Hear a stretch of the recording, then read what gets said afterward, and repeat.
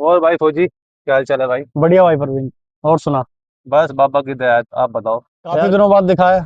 कहाँ गायब हो गया था बीच में? बस यार कुछ काम में बिजी था थोड़ा। अब थोड़ा टाइम मिला है तो खाटू श्याम बाबा का मेला लग रहा है, अब उसमें जाने की तैयारी चल रही है। खाटू श्याम बाबा के मेले में? हाँ।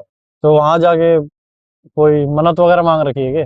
ना, बताओ है कि भाई वहां पर सारी मन्नतें पूरी हो जावे। वहां पर उन्होंने अपना शीश का दान दिया था, तो बताओ है। और देख भी रहो आप कि भीड़ की भीड़ जा रही है इस समय, तो सोचा मैं भी हो जाऊं।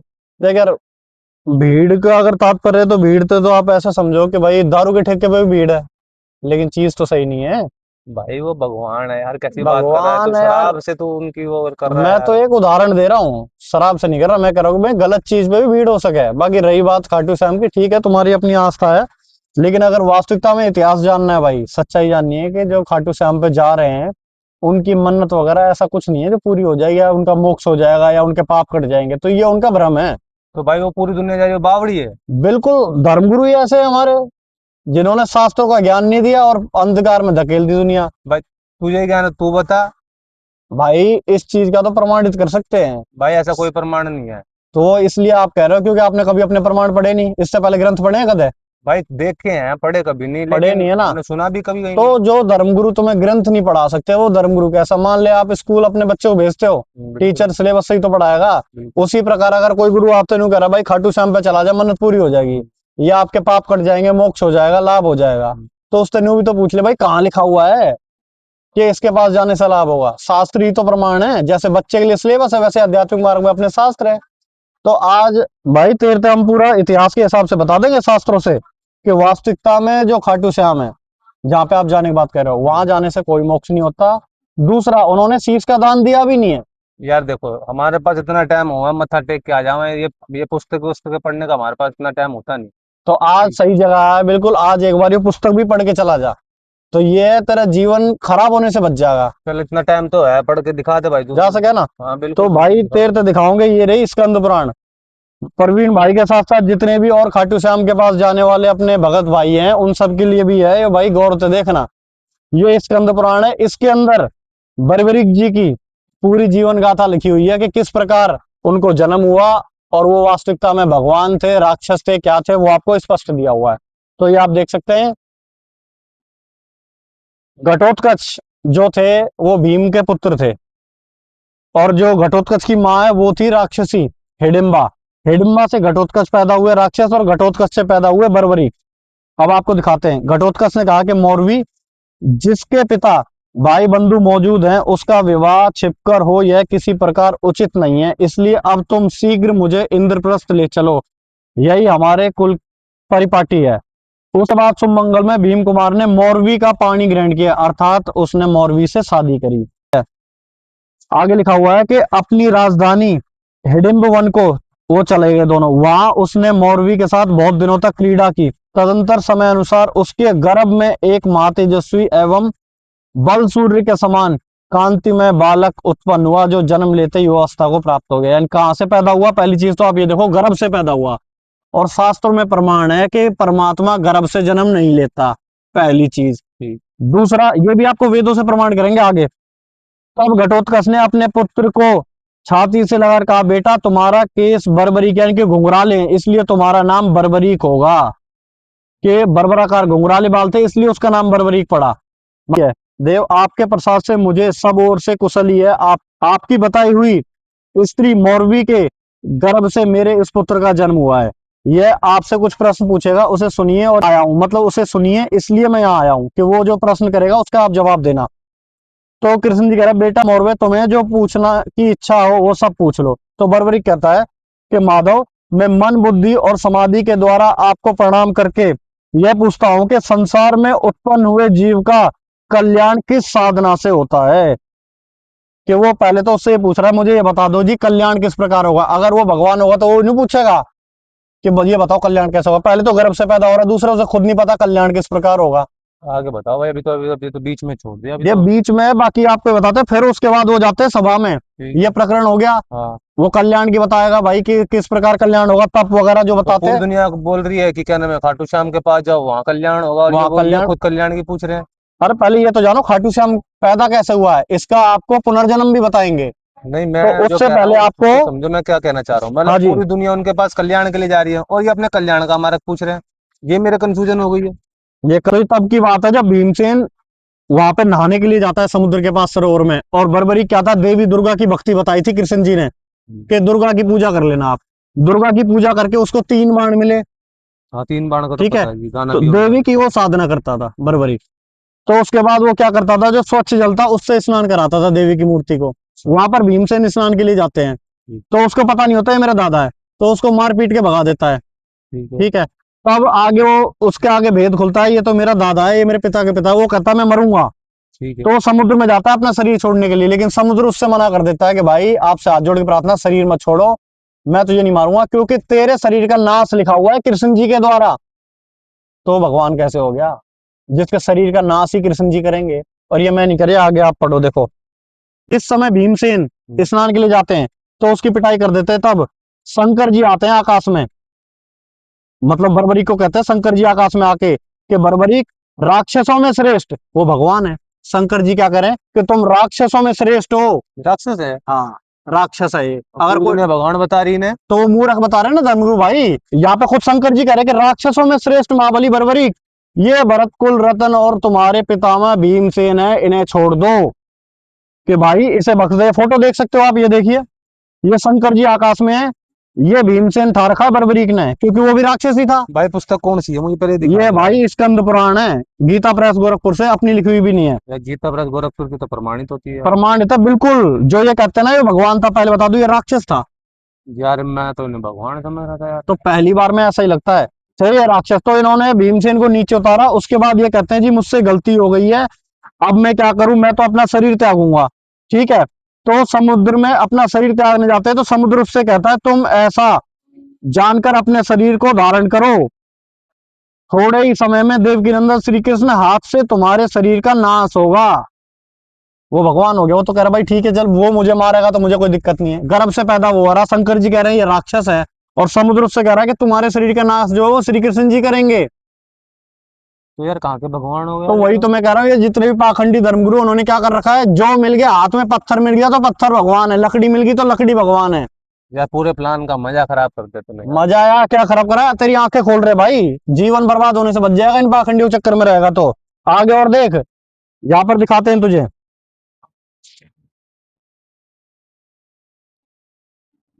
जब बहुत बड़ी सभा थी, सभा के बीच में बर्बरीक जाता है। ठीक है, ठीक है। तो वहां पर उसके देवी द्वारा दिए हुए जो बाण थे ना, उसका वो अपना, क्या कहते हैं उसको, जब सभा में जाता है तो उनका प्रचार करता है एक तरीके से, कि बताता है मेरे को देवी से बाण प्राप्त है, अमोघ बाण है, मैं चाहूं तो इससे सबको नष्ट कर सकता हूं, तुम्हें युद्ध करने की जरूरत नहीं है। तो यहाँ पर आप देख सकते हो, कह रहा है अब उन्हीं, यहाँ पे आप देख सकते हो कि अब उन्हीं मर्म स्थानों में देवी के दिए हुए तीक्ष्ण और अमोघ बाण मारूंगा, जिनसे ये सभी योद्धा क्षण भर में मृत्यु को प्राप्त हो जाएंगे। अब आप सब लोगों को अपने अपने धर्म की सौगंध है, कदापि शस्त्र ग्रहण ना करें, मैं 2 ही घड़ी में इन सब शत्रुओं को तीखे बाणों से मार गिराऊंगा। यह सुनकर युधिष्ठिर आदि के चित्त में बड़ा विस्मय हुआ। वे सब लोग बर्बरीक को साधुवाद देने लगे, जिससे महान कौतूहल छा गया। बर्बरीक जो ही उपयुक्त बात कही, त्यों ही श्री कृष्ण कुपित होकर अपने तीखे चक्र से बर्बरीक का मस्तक काट गिराया। कि जैसे उसने ये बात कही ना, श्री कृष्ण ने क्या हुआ, गुस्सा होके अपने जो चक्र था सुदर्शन चक्र, उससे बर्बरीक की गर्दन उड़ा दी। हम्म। ठीक है, और ठीक है। सबको बड़ा आश्चर्य हुआ कि घटोत्कच का पुत्र मारा गया, घटोत्कच का पुत्र मारा गया। तो अब मुझे बताओ, उसने तो ये कहा था ना मैं इनको मार दूं, श्री कृष्ण ने एक झट से सभा में कोई ये थोड़ी कहा था, ये जो नाटक में दिखावा ना सीरियल में, कि बर्बरीक आप अपना शीश दान दो। यही तो दिमाग खराब है कि जो सीरियल में जो दिखा रहा है ना, उससे हम लोग सोच रहे हैं भगवान है। जो टीवी पर सीरियल दिखाया जाता है, दर्शकों से भी कहना चाहूंगा, जितने भी सीरियल बनाए गए ना टीवी पे, चाहे रामायण हो, चाहे श्री कृष्ण हो, चाहे महाभारत हो, इनके अंदर वास्तविकता तो दिखाई नहीं रखी। सच्चाई से अलग इन्होंने अपना न्यारा ही पाखंड चला रखा है। अगर बर्बरीक का वो कहते हैं भाई शीश का दान मांगा था, यहाँ पे साफ साफ लिखा हुआ, सभा में गुस्सा होके कृष्ण जी ने एक झटके में सुदर्शन चक्र से उसकी गर्दन काट दी। तो ये भाई सीरियल किस लिए बनाया, आपके दिमाग घुमाने के लिए, कि कल ने कोई आपको सही चीज बताएगा तो आप क्या कहोगे, ग्रंथ तो आप पढ़ते नहीं हो। मैंने तो सीरियल में देखा था जी, दान में मांगा था। मैं तो इन्हें कर्ण से बड़ा दानी समझ रहा था। भैया दान दान दिया हो तो समझोगे, ये तो नाड़ उड़ा दी की। फिर उसके बाद क्या हुआ, कौतूहल मच गया कि भाई आपने क्यों मारा, क्यों मारा, ये सारे के सारे हो रहे। तो वहां पर क्या हुआ, कृष्ण जी ने कि ऐसा क्यों करा, आगे आपको पढ़ाते हैं, देखिए। वे तो आप भगवान श्री कृष्ण महाबली बर्बरी का वध किस कारण से किया है वह मैं बतलाती हूँ, ठीक है। पूर्व काल की बात है, क्या आगे स्पष्ट कर रहे हैं, मैं बताता हूँ। मेरु पर्वत शिखर पर सब देवता एकत्र हुए थे। उस समय भार से पीड़ित हुई यह पृथ्वी वहां गई और सब देवताओं से बोली, आप लोग मेरा भार उतार दे। तब ब्रह्मा जी भगवान विष्णु से कहा, भगवान आप मेरी प्रार्थना सुने, आप ही पृथ्वी का भार उतारे, इस कार्य में देवता आपका अनुसरण करें। तब भगवान विष्णु ने तथास्तु कहकर ब्रह्मा जी की प्रार्थना स्वीकार कर ली। इसी समय सूर्यवर्चा नामक यक्षराज, यक्ष था वो एक सूर्यवर्चा नाम का, उसने क्या करा, अपनी भुजा ऊपर उठाकर कहा, आप लोग मेरे रहते हुए मनुष्य लोक में क्यों जन्म धारण करते हैं। मैं अकेला ही अवतार लेकर पृथ्वी के भार भूत सब दैत्यों का संहार करूंगा। मैं खुद जन्म लेके सभी दैत्यों का संहार कर दूंगा। बस इतना ही कहना था सूर्यवर्चा का। उसमें ब्रह्मा जी गुस्सा हो गए, कुपित हो गए। उसके बाद बोले, दुर्मते, पृथ्वी का यह महान भार समस्त देवताओं के लिए भी दुखद है, उसे तू मोहवश केवल अपने ही द्वारा साध्य बतलाता है। मूर्ख, पृथ्वी का भार उतारते समय जब युद्ध का आरंभ होगा उस समय श्री कृष्ण के हाथ से तेरे शरीर का नाश होगा। अब मुझे एक बात बताओ कि वो पूरी दुनिया ये कहने लग रही है शीश का दानी, शीश का दानी, काय का दानी। ब्रह्मा ने श्राप दिया तो पैदा हुआ, ब्रह्मा ने श्राप दिया तो उसकी गर्दन कटी। राक्षस कुल में था, देव कुल में भी नहीं था, तो ये कहां से आपका मोक्ष करेगा। ये जो भगत समाज को बरगला के इतना वो कर दिया ना, भट्टा बिठा दिया इन पाखंडी धर्मगुरुओं ने, इसी की वजह से तो गर्द में जा रहा है। अब आपको दिखाते हैं वेदों से वास्तविकता में परमात्मा कौन है। खाटू श्याम कोई भगवान नहीं है। अब ये दिखा, अब तो मेरा दिमाग ऐसा हो गया ना यार कि अब देखना ही पड़ेगा कि रियल में है भगवान कौन। भाई वास्तविकता में जो भगवान है उसका नाम है कबीर देव। क्योंकि मैं तो बाबा जी के ऊपर इतना आसक्त हो गया था कि मेरी सारी मनोकामना पूरी हो जाएंगी, और उनको तो मैं बहुत बड़ा भगवान समझ रहा था। मनोकामना का क्या है कि हमारा भगत समाज है भोला, पढ़ा लिखा तो है नहीं। ये जितने पोंगा पंडित बने अंडे है ना पाखंडी, जिन्होंने कभी अपने शास्त्र नहीं पढ़े। पंडित का अर्थ होता है सबको समान दृष्टि से देखे, सबको उन शास्त्रों का ज्ञान दे। पंडित सो जो पिंड की जाने, ब्राह्मण सो जो ब्रह्म पहचाने।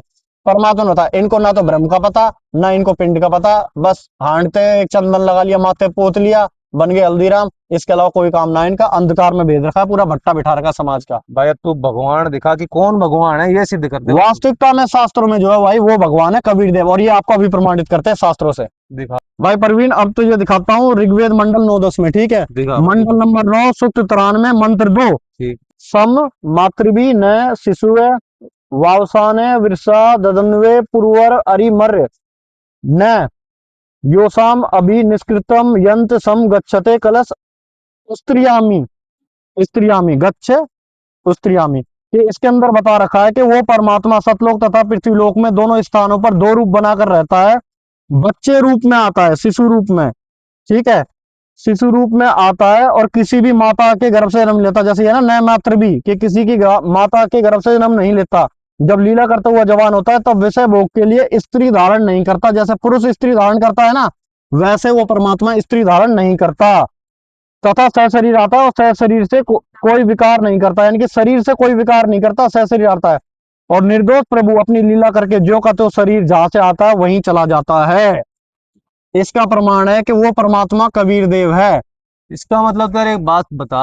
हाँ जी। तो ऐसे एक चीज और काटना चाहूंगा, जैसे इसमें लिखा है ना वो परमात्मा सहशरीर आता है और सहशरीर जाता है। तो मैं भी तो वही सोच रहा हूँ कि तुम ये बोल रहे हो कि सहशरीर आता है सहशरीर जाता है, तो ऐसे तो कृष्ण जी भी भगवान नहीं हुए। नहीं, सहशरीर आके सहशरीर जाने वाला सिर्फ एक ही भगवान हुआ, और वो है कबीर साहब, कबीर दास के नाम से जिसको दुनिया जानती है ना भाई।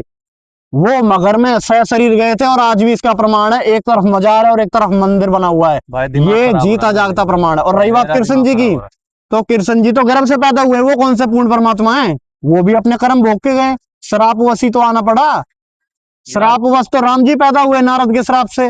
रामायण देखी होगी, बिल्कुल देखिए। नारद ने श्राप दिया था ना कि एक आपको जन्म आप स्त्री वियोग में भोगना पड़ेगा। हाँ बिल्कुल। तो राम पैदा हुए, हाँ। राम ने बाली को छुप के मारा, बिल्कुल। वो कर्म भोगने के लिए कृष्ण रूप में वही बाली बालिया नाम का भील बना। जो कर्म बंधन में वो भगवान कैसे? भगवान का मतलब होता है जो बंधनों से मुक्त कराए।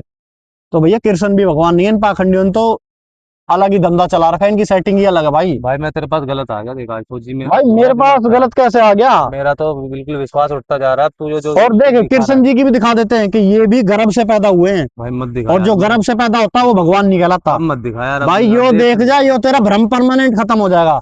अब दिमाग कहाँ खराब गई हो विष्णु जाएगा। पुराण? भाई एक बार रुक जा, देखू मैं विष्णु, भाई बताता हूँ तेरे को, विष्णु पुराण में था या रुक जाइए रहा, सुधा सागर में।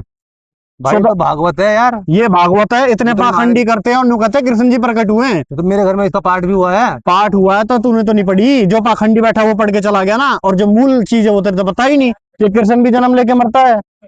इसी को प्रमाणित करते हैं भाई, इसी से देखो।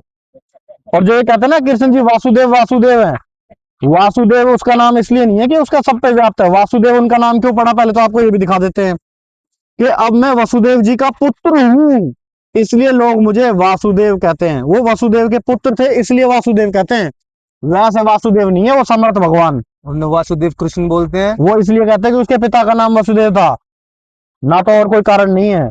यार तू तो न्यारी न्यारी चीज दिखा रहा भाई। न्यारी कहाँ से दिखा रहा हूँ? एक तो आपको सच्चाई दिखा रहा हूँ यार, अगर सच्चाई नहीं बताऊंगा तो फिर यूं कहोगे ये क्या कर दिया। अब देख भाई दिखाऊं तुझे, दूसरा अध्याय है भगवान का गर्भ प्रवेश और देवताओं द्वारा गर्भ स्तुति, ये ले दिखा देता हूँ। ठीक है, अध्याय 2 दसम स्कंद के अंदर दूसरा अध्याय है। वहां नंद बाबा के गोकुल में वसुदेव की पत्नी रोहिणी निवास करती हैं। उनकी और भी पत्नियां कंस से डरकर गुप्त स्थान में रह रही हैं। इस समय मेरा वह अंश जिसे शेष कहते हैं देवकी के उदर में गर्भ रूप स्थित है, उसे वहां से निकालकर तुम रोहिणी के पेट में रख दो। कल्याणी, अब मैं अपने समस्त ज्ञान बल और आदि अंशों के साथ देव का पुत्र बनूंगा और तुम नंद बाबा की पत्नी यशोदा के गर्भ से जन्म लेना। आगे आपको और दिखाते हैं जरा कि देवकी के गर्भ में भगवान विराजमान हो गए थे।